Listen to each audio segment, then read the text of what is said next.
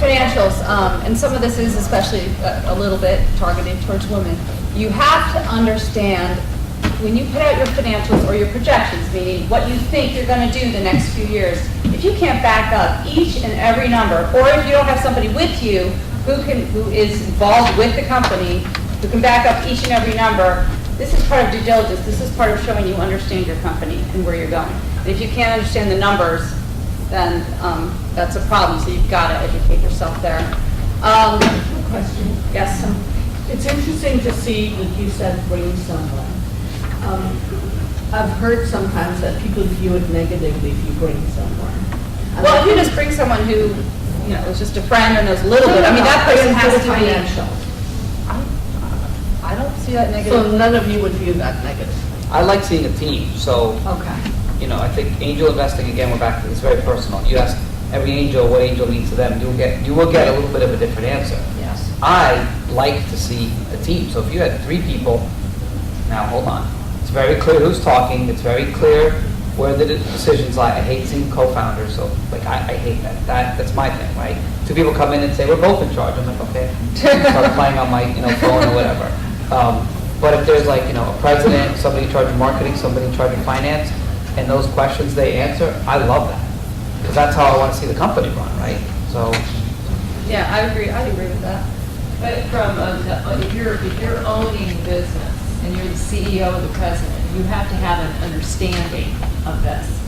You really do. And that's something that a lot of women do fall short in that arena, is understanding the financials, the projections, where these numbers are coming from, the value of your business. And so that's, we see that time and time again in the conference and the women that are joining on and they're For working example, on this. you can understand in your projections what percentage of the market you're basically on. Okay, I have a shampoo. I'm going to get 1% of the market. And this is my projections are based on getting 1% of the market. And you have to understand that, but maybe you don't understand the ins and outs of, you couldn't actually create your income statement yourself, but you know the numbers going in and why those numbers are the way they are. So you can't not know anything and just bring somebody, but on the other hand, you can have somebody who could really delve down into the details with you. If I may again. The thing that's very important for me as an angel investor with regard to the CEO is, does he understand the marketplace? Does he understand the competition? He or she, sorry.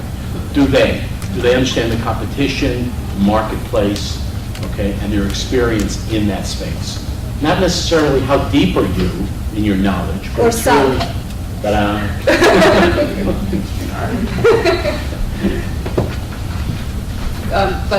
go ahead. No, got it. I was two slides ahead. Use of proceeds. You have to understand, if you're asking for $500,000 or asking for $100,000, whatever it is, where is that going to get you? Why is that going to advance the company? What is your burn rate? Meaning, each month, how much do you spend? Someone's going to say, what's the burn rate? Oh, it's $10,000 a month. It's $20,000 a month. This is why the $200,000 is going to get me into next year. Or maybe it's $20,000 for the first 4 months, and then we're going to hire another person. It's going to jump to this. You need to understand what your burn rate is. Because they want to know how their money is going to get you into a position where a company is going to be more valuable. So if you have to raise more money, the valuation will be much better for them, or maybe it'll get you to profitability. Maybe this $500,000 is going to make it so I'm making money, I won't need any more money, and you have to understand how to make that case. So Christian has some time, I'm going to keep going, I think. And also he's going to get into some of this. Obviously, I'm a professional advisor.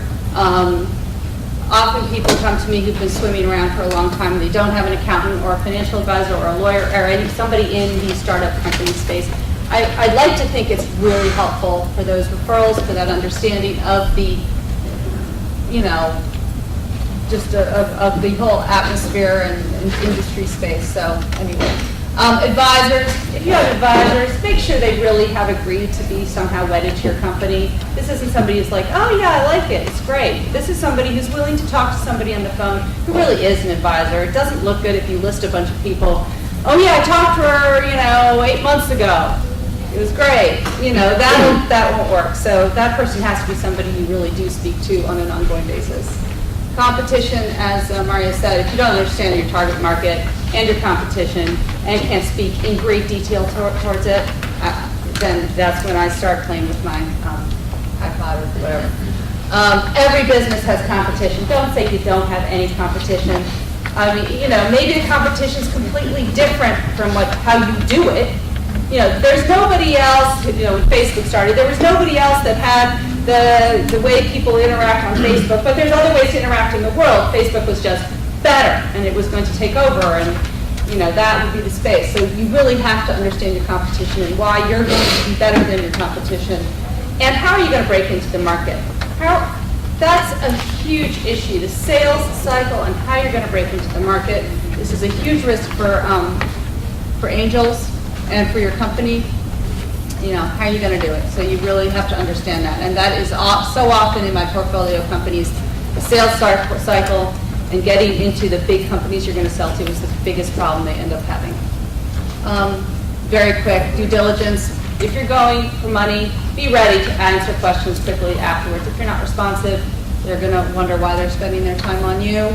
And IP is a whole nother issue as well. If you have anything that's protectable, trademark, you know, your name, your logo, you really should protect it. It's pretty important. Patents are a little trickier. Copyrights are very easy. These are things you should look into because that is an asset of your company. If you can protect something that has IP for your company, that's an asset that is worth money. So to spend, you know, $1,000, $2,000 to get a trademark, even less to get a copyright, patents are a little more expensive, is worth it because it will help you. And virtual presence, everybody knows you don't exist if you don't have a website. I'd say if you're a business, a real business, LinkedIn is big for business. I know everybody thinks Facebook, but business is LinkedIn. Facebook, of course, depending on your business, you probably should be on both, really. But I'm going to stop. Search engine optimization, you all know what that is, right? Okay. Yeah. That's me. I work out of Pennsylvania most of the time, but New York pretty frequently, and there you go.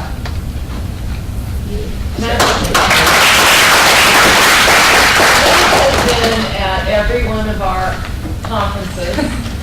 And varied rules. Yeah, I know. Even the last one where we had, it was October 29th, and that nor'easter came in, and we got dumped on with snow, and it was just absolute crazy. You know, the 29th was supposed to happen this year. I know.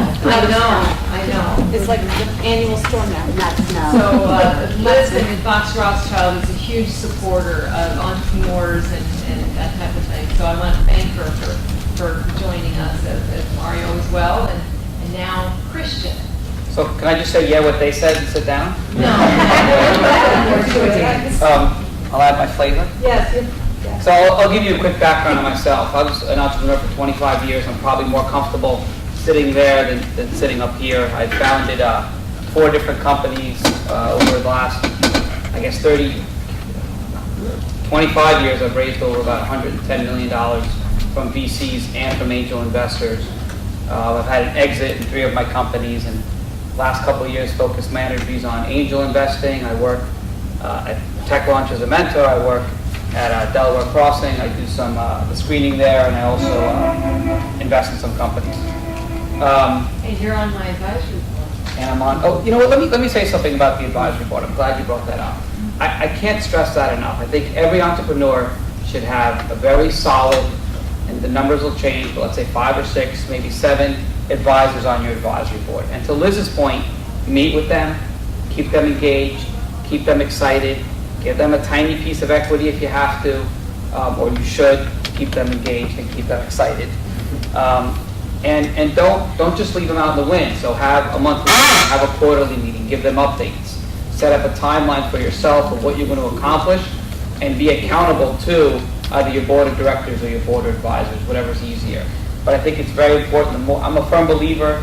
All the companies and all the successes I've had partners. So I'm a firm believer in not doing it by yourself, getting as many people involved. I'm sure you've all heard, 10% of $1 billion is a lot more than 100% of $5. So I always worked on that strategy, and it always worked well for me. Before I get started, the other thing I wanted to mention is, everybody talked a little bit earlier about meeting angel investors and meeting venture capitalists. And I've been having this talk a lot more in the last 3 or 4 months than I've ever seen myself. But I think, my opinion, it is easier today to get money than it has ever been in the history of this planet. So if you're finding yourself having a really hard time raising money, either from angels or from venture capitalists, stop. Maybe now is not the time for your company. Maybe there's something wrong. There's no point in beating your head against the wall. But I think it's very easy I think today it's so easy to find angels to invest in your company, and I think it's very easy to find venture capitalists to invest in your company.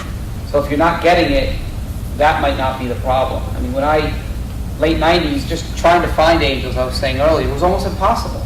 To find an angel investor, I would have to beg my lawyer, my accountant to introduce me to their rich friend, and even then you would pitch to one person.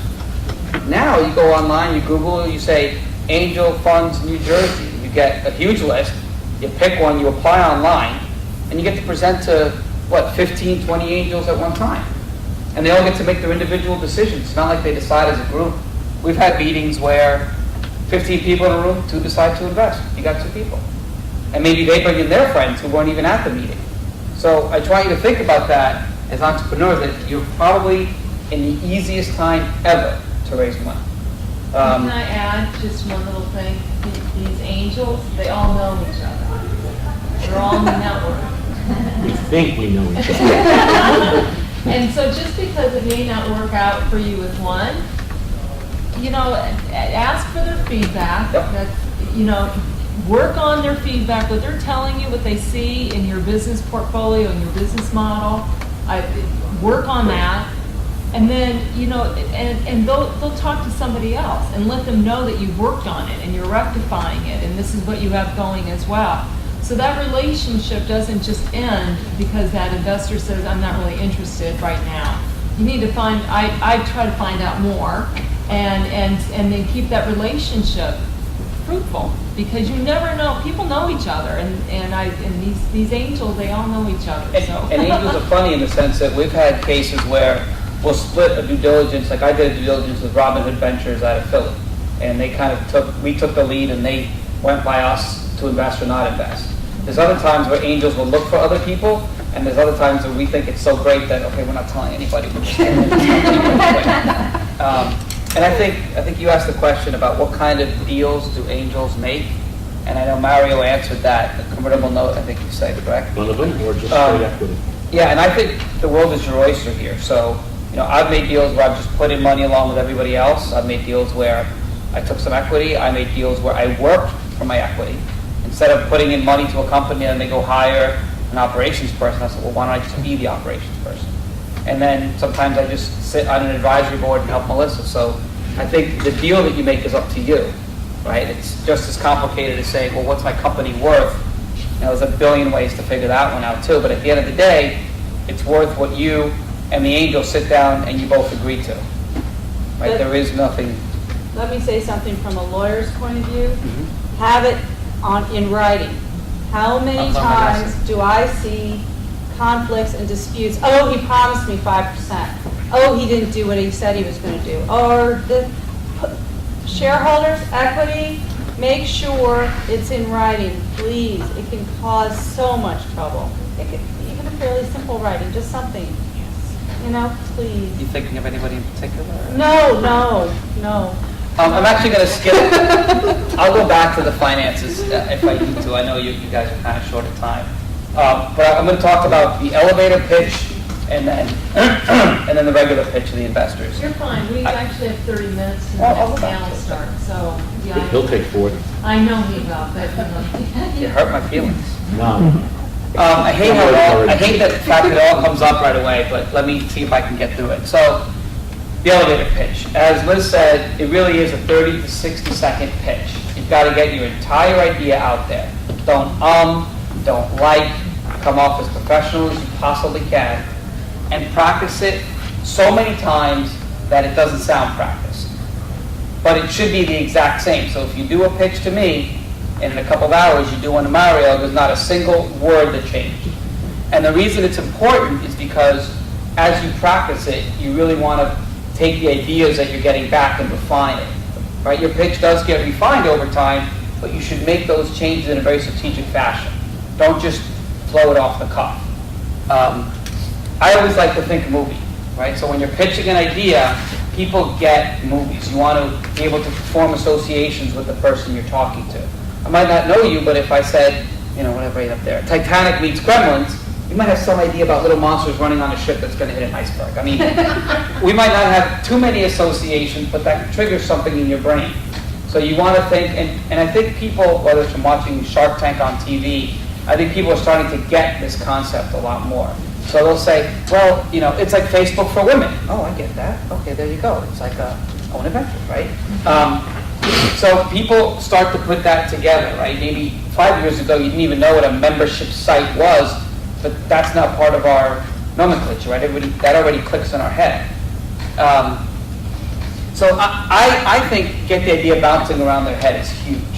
And when I used to practice my pitches, I would do my 30-second pitch to a friend that didn't know what I was doing, and then call them up the next day and go, what do you remember? What I said? I don't know, Chris, one of your wacky ideas about what, you know? Because a lot of times in that elevator, the person's not going to turn to you and go, oh, that's brilliant, please come in now, right? That is the greatest thing I ever heard. That doesn't happen. But what does happen is they go home, and like in my case, after my own, you know, when I do the Sharkette Tank at Own Adventures, we sit around my dining room table, and I actually talk with my 12 and 10-year-old kid, and I tell them a lot of the ideas. And it's interesting, for my own self, what do I remember? I saw 30 companies that day. What stuck out and why? Right? So you want to know what people's takeaway is. What are they remembering? Are they remembering that your glasses were unskewed, or you have purple spiky hair that day? Or are they remembering, and by the way, that stuff matters. If you want purple spiky hair and that helps people remember something, that's okay. But make sure that they walk away with some idea of, well, if you're selling purple spiky hair on the internet, then that's the look. So know your hot buttons. What not to mention is very important, right? Every company's got positives and negatives. You've got 60 seconds. Don't mention the negatives. There's no need to go into that now. Talk money, market, opportunity. So say, you know, we're selling this. It's a huge, you know, $16 billion market. Everybody's hot for it. It's going to be the next big thing. It's the next Apple. It's the next Facebook, you know. It's the next Titanic, although that might have other implications. Be excited, right? Never, ever, ever talk about your idea and look down, look at the ground, look around the room. Everything counts.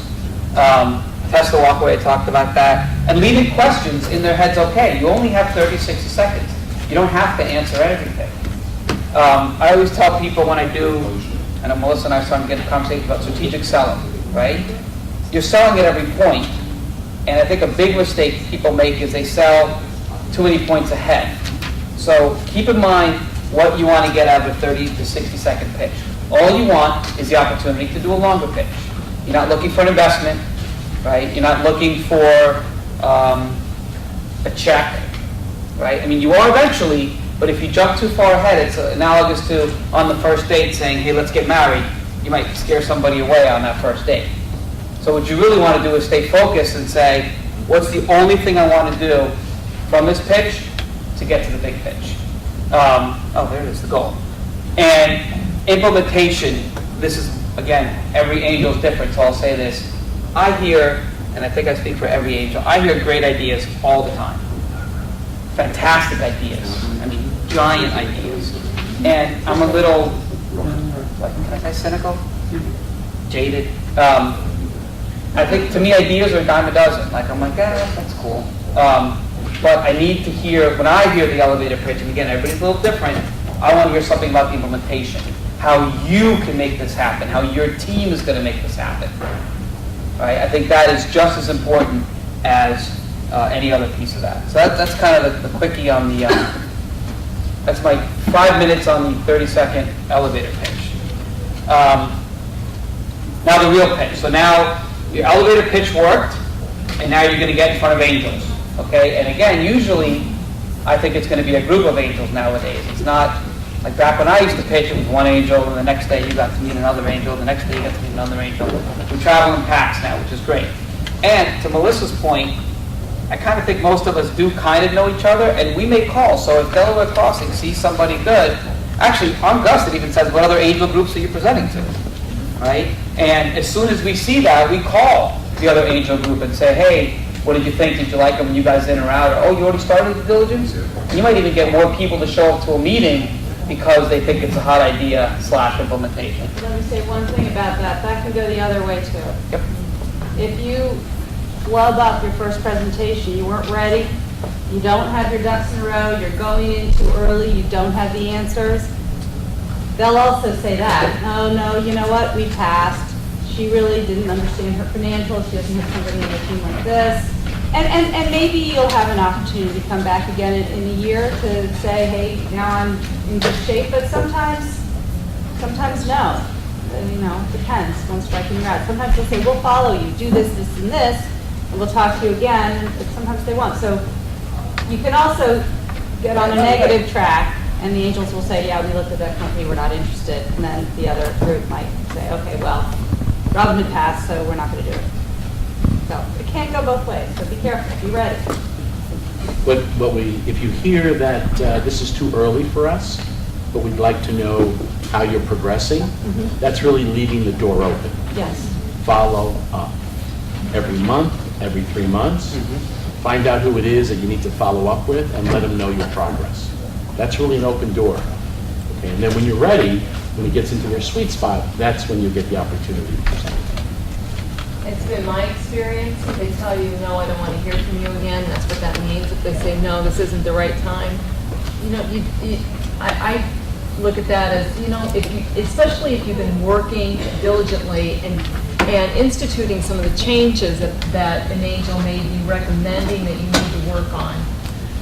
And to Christian's also point, an advisory board, just for my own business, has been so instrumental in a lot of turning own adventures into where it's going. And so utilize, a lot of these angels are mentors and they're advisors. That's what they are. And they have the experience. They have a wealth of experience. So if you have a meeting with an investor and that person's recommending you need to evaluate and look at this, guess what? You need to evaluate and look at that because they know what they're talking about. If I can just leave a minute to that. When you go into a presentation, it's not a one-way. You're not just broadcasting your idea. Listen. Okay, to your point, listen. So you go into a meeting, a presentation, you're making a presentation, get something out of it. Okay, ask questions.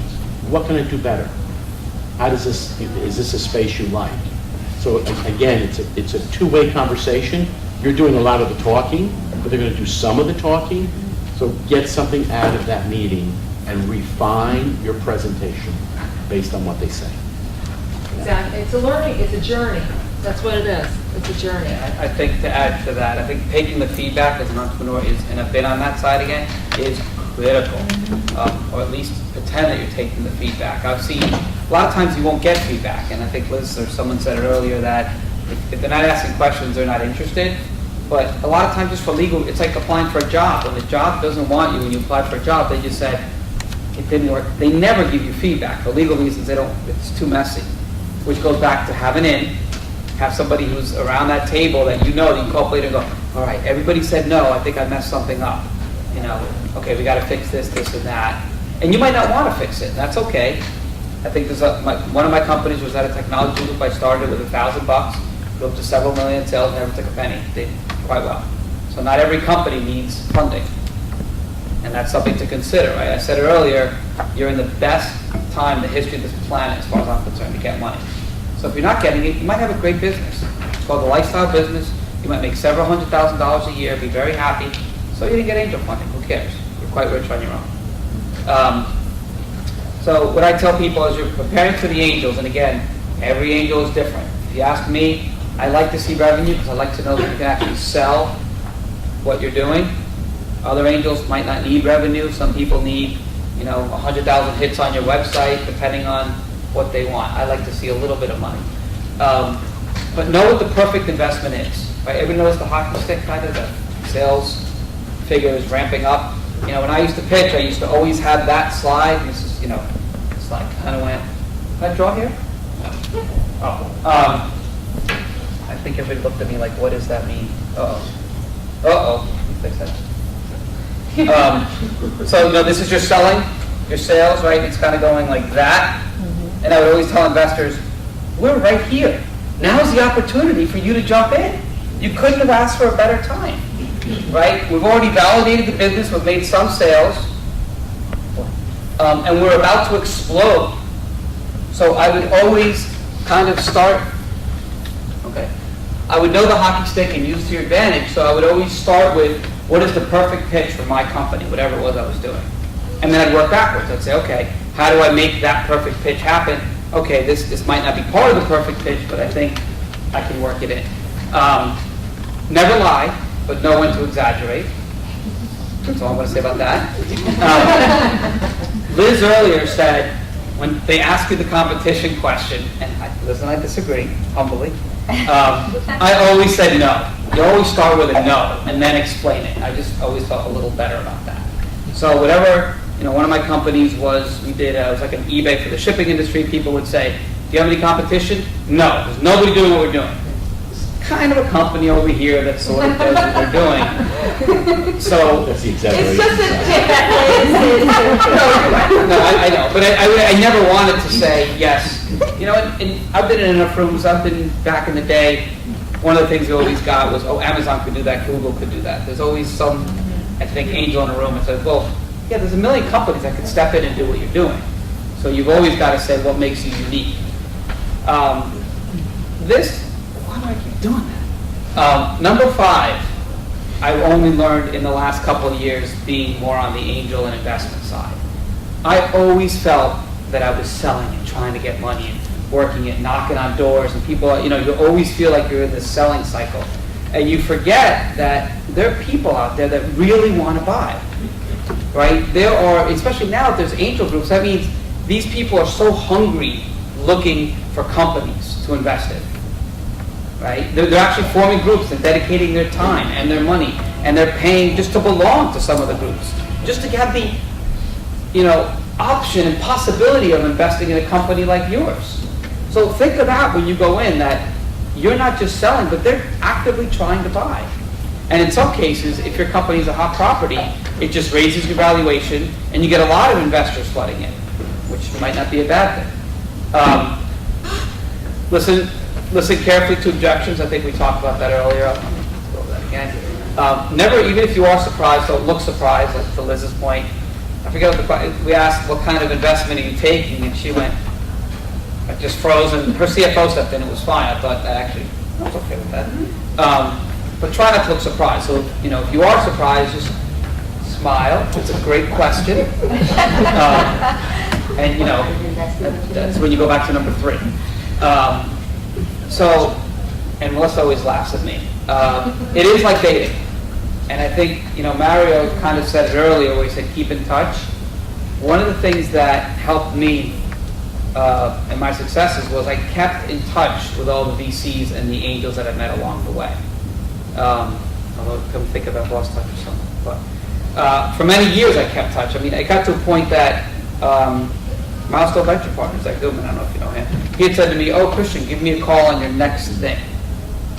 Right? And he had invested in my current thing, and we had made some money, had an exit strategy, and said, keep in touch. So he kind of said, to me, it was a nice way of, I knew I'd get a meeting with him again if I had another venture to go pitch to him. And what might not be a fit today, might be a fit in 6 months.